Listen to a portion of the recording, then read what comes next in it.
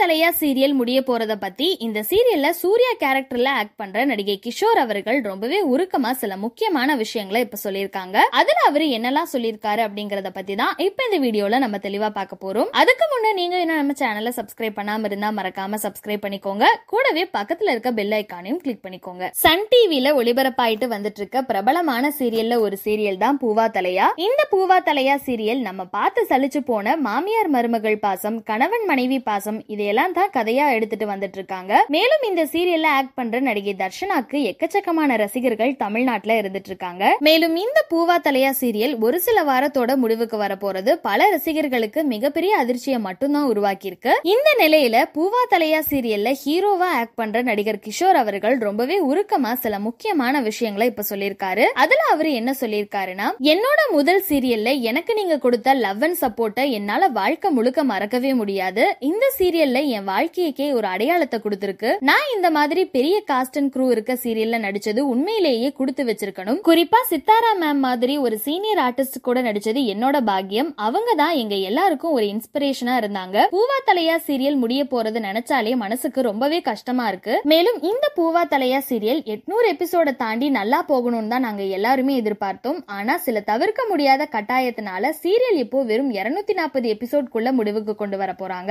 இது மனசுக்கு ரொம்பவே கஷ்டமா இருக்கு. ஃபேன்ஸ் எல்லாம் சீரியலை முடிக்காதீங்க அப்படின்னு என்கிட்ட கேக்குறாங்க.